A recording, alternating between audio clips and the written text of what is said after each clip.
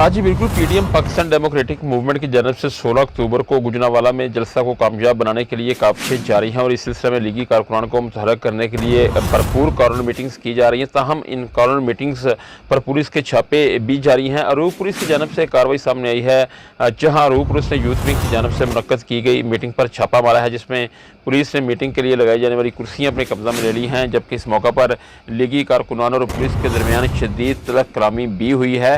कारकुनान की जानब से मीटिंग पर पुलिस छापे की शदीद मजम्मत की गई है। इस मौका पर लीगी कारकुनान नवाज शरीफ जिंदाबाद और शेर आया के नारे भी लगाते रहे। यहाँ पर मैं आपको ये भी बताता चलूँ कि यूथ विंग की इस कॉर्नर मीटिंग के शुरुका से नून लीग की मरकजी रहनुमा मैडम मरियम औरंगजेब ने भी खिताब करना था। जी।